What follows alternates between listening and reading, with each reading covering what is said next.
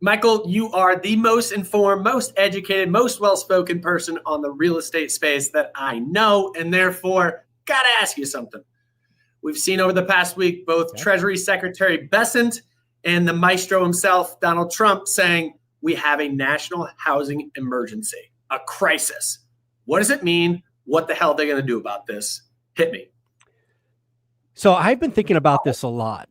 And I basically see it in kind of 3 steps. So step 1 is we have been suffering through several years of crazy unaffordability, right? We're at the second highest ever, right? With 1981 still being the record. It's not really a record you want, right? It's really unaffordable. The real estate market's frozen. It's broken. It's just all kinds of bad.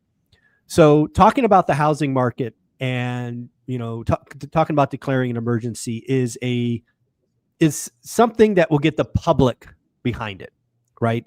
If you think about a lot of the noise pre this, it was, the average public didn't really understand, right? Tariffs, tax, inflation, all of this stuff really confused and made the average consumer uncertain and businesses uncertain. And we're seeing that in the numbers where they're not spending, they're not investing, they're not hiring, right? The economy is really going into a crawl or stall speed. So first off, I think it's messaging. I think they want to change the narrative. I think they want to be more, get the average person to say, yeah, this is a problem. You need to fix this. So I think number 1, it's messaging and it's a good thing.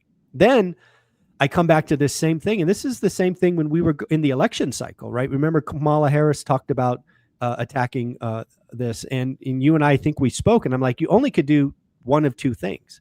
You can either go after supply or you can go after demand. And, depending on who you listen to, we have a supply problem.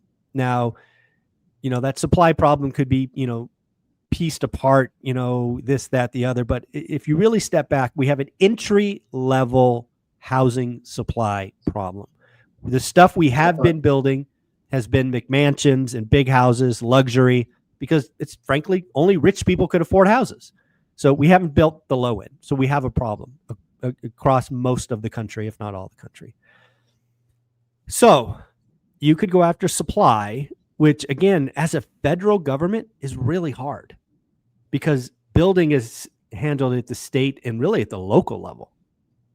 So, not being a great politician myself, the only thing I think they could do is create carrots. Right? They could create a bucket of money, say $100 million or $100 billion or $1 trillion or whatever the hell the number is, and basically incentivize localities to do what they want. Like, I don't know, reduce taxes or reduce regulation or whatever. All certainly possible, Taylor. But when I look at the maestro in Bessent, as you've talked about, I don't think they're interested in slow or hard. I really don't. Yeah. So I'll make a comment on your first point, and then I'll go to your second one, and just let you keep pumping here. But the first thing I thought of when you're talking about, hey, the taglines, the slogan, housing crisis, what Trump is effective at, like nobody else, is creating a tagline. Jerome Powell is now Mr. Too Late. Correct. Hillary was Crooked Hillary. Like he is awesome at creating a very punchy one-liner. National housing crisis. He can get people behind that. He is a good salesperson. Right? He needs the follow through now. So you're saying, hey, okay, are we attacking the supply side? I think that the supply side is the area that you have to attack. I understand that it is not easy to do, but we got to strip regulation. I think what you see in the market right now is the big are the only ones that can afford the regulation to the beginning of the build. And they need to strip that to let mom and pops come in, the small construction, local people to bid on projects, not have so much red tape. They don't have the lawyers on staff to deal with all the regulatory nonsense and get them to work. They wanted to do, they wanted a permit for me to change the flat part of my decking in my backyard. It's like, guys, come on. Like this doesn't need a permit. Yeah. I was trying to build 2 tiny homes on a 1 acre lot I own. And they wanted $50,000 before I moved a spoonful of dirt with no promises of approval. So guess what? There's not 2 homes. What are we doing? Yeah, now we don't have 2 homes. Now we don't have 2 affordable living scenarios that you put together. Yeah. Yeah. So, so I agree with you 1,000%. If I had a magic wand, you would go after supply. But I'm also practical. Yep. And when I look at the supply thing, again, remember, we're in September of 25, and we have midterms in November of 26. Yep. Let's just be honest with each other. If they go after supply and they make a big hoopla about this, no supply shows up before midterms. Nothing. So it's not fast. It's not splashy. It's slow. It's frankly, in my opinion, the thing that Trump is worst at, which is government, right? The whole government procedure, following the whole thing, right? He just wants to go in and break stuff, which is okay. Before we even know they're legal or not, we might be paying those bad boys back here soon. Yeah, again, I don't mind what he's doing, but when I look at a national housing crisis, I see 0% chance he goes after supply. 0. Okay. Even though it's the right answer. Where's he going? Because he wants speed. He wants splash. He wants sizzle. He wants headlines. Mm-hmm. So he's going to go after demand. Now, demand's really tricky, right? Because I don't know if you remember this, but I think it was President Obama, right? I think it was 2008. He came up with this $8K credit to trying to reinvigorate the housing market. If you bought a home, you got $8K credit on your taxes or something. So again, they could do that again, right? First time home buyers. I mean, I'm just making shit up at this point, right? $10,000 off taxes, 15, 3.5%. Well, you know what? I mean, let's just get wild with this, right? You can get a first time home with 3.5% down. What if the federal government gave you 3.5% back on your taxes? Again, we're still running Fannie and Freddie. What if Fannie and Freddie started issuing 3.99% mortgages? What if, right? There's all kinds of stuff they could go after. And that will be splashy. That will be sizzle. And that will get the housing market cranking. In fact, the housing market is in a depression, right? 4 million transaction, new homes down. In housing is 12 to 16% of the economy. He doesn't fix this soon. We'll definitely be in a recession. So what should they do? Go after supply. What will they do? Go after demand. That's kind of where I've come in on this important topic. Yeah, I think that I would approach it as follows. I would go directly after the banks. The banks right now, the spread that they're carrying over top of the 10-year treasury. So mortgage rates are predicated upon a spread over the 10-year. Right now, that spread is about 2x what it historically has been. And what we've not quite seen 2x, but yes, it's up. Yes. Okay, so it's up 60%, whatever it is. Yeah. It should be mortgage rates, if they follow their historic norm of that spread, they should be about 5.9 right now. On a fixed. I was going to say 5.8, 5.9. Yeah, they should be under 6 right now. Yeah, and I think that becomes more palatable to folks. And I think that it's hard for the bank to justify anything besides for protecting their balance sheet, because what the bank is doing is if they drop interest rates to that 5.9 ballpark, what they're going to see is a wave of refinancing. Of stuff that was booked at 7, now it wants to be held at 5.9 rather, and that's going to hurt their profitability. But the government, this is it's almost like a cartel type thing where no bank is willing to suppress to where historically they have priced mortgages. And so I think some influence there, as opposed to going after Jerome Powell and calling him Mr. Too Late, where when he cuts rates, it doesn't directly impact the 10-year and it doesn't therefore impact the 30-year mortgage rate. Go after the banks instead. And then the other area, yes, good call.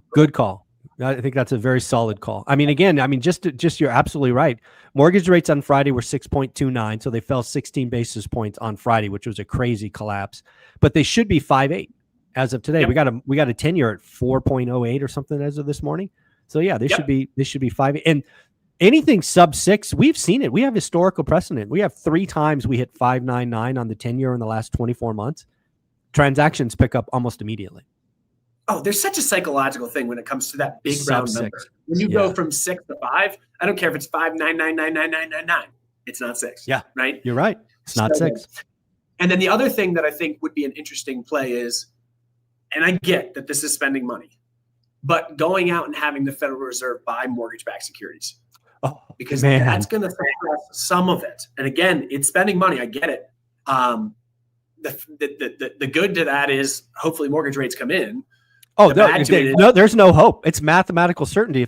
If the Fed goes out and buys mortgage-backed securities, you will see that thing collapse because they'll just funnel all the transactions. I mean, we saw that's how you have people with 2% mortgage rates today, right? Because they timed it well, and the Fed was the biggest buyer. I mean, that's the reality. So what do you think about that? I get the inflationary.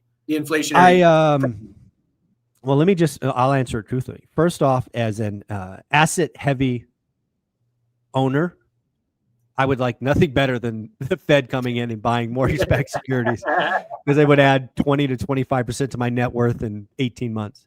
I don't know that that's the right answer. I think we have to be a little bit more focused this time.